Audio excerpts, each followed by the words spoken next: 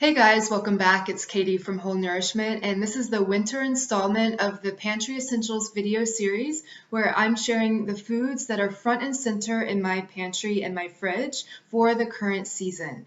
And I'm combining the autumn and winter seasons because there's a lot of overlap in what I reach for and also of the foods that are grounding and warming for us for the cold months of the year.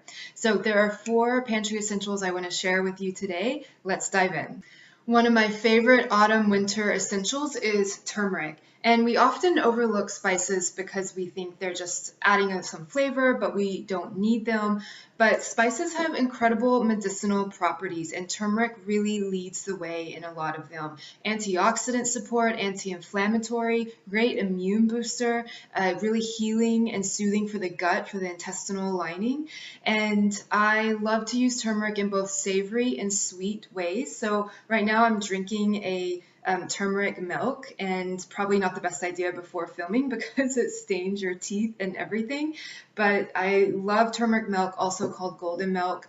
It's also great in salad dressings to give a gorgeous golden hue. I posted a broccoli and chickpea stir fry a few weeks back with the ginger, lemon, turmeric dressing to pour over at the end, and that's a great way to use turmeric. Also, of course, great for dals and curries and stews, and also in other sweet applications like chia pudding. You saw the chia pudding a few weeks back as well, or oatmeal or energy bites. But all around, a great immune boosting spice for sweet and savory meals.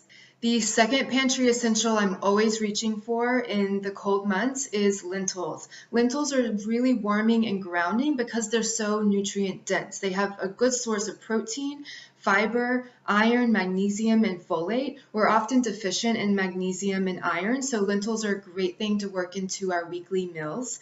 I love lentils as well because they're good for heart health because of the nutrient density. They're good for gut health and for blood pressure and blood sugar management. I like green lentils. I often use French lentils called dupuis because they retain their shape and they have a peppery bite. So I use those a lot in salads.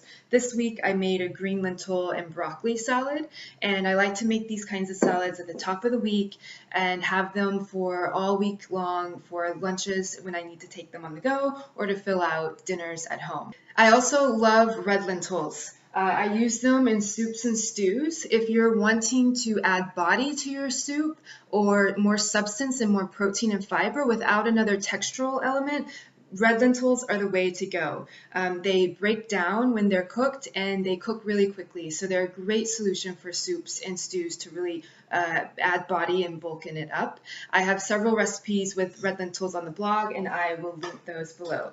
But all around, lentils are a foundation to a lot of my meals on a weekly basis all year round, but especially in the cold months. The next pantry essential I love to keep around actually lives in the fridge, not the pantry, and it's fermented foods. In particular, I love to make the beet and red cabbage sauerkraut that I posted on the blog back in January. It is great immune booster, great for gut health, great for balancing and elevating mood, which is really important in the winter months when the days are shorter, darker, we don't see the sun as much.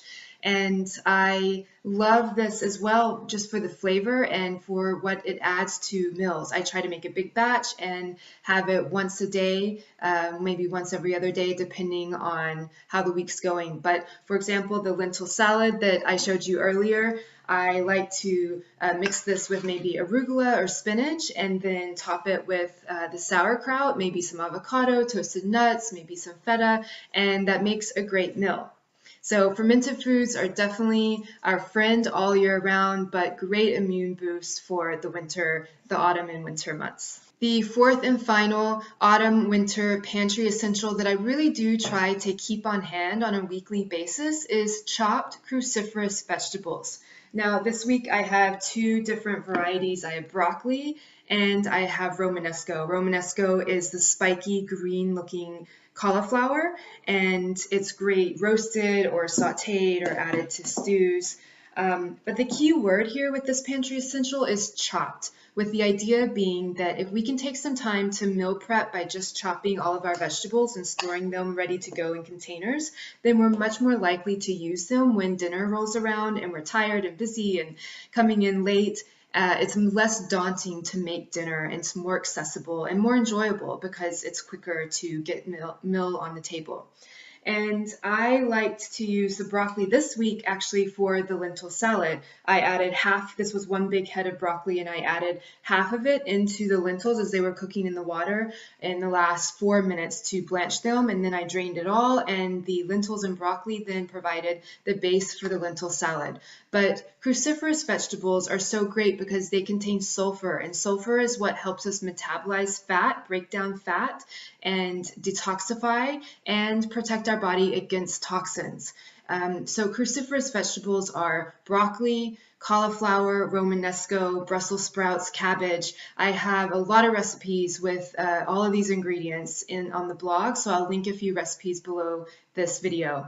But these are the 4 pantry essentials that I often reach for in the autumn, winter months. I hope that they have been helpful and given you some ideas and some inspiration to work them into your meals as well.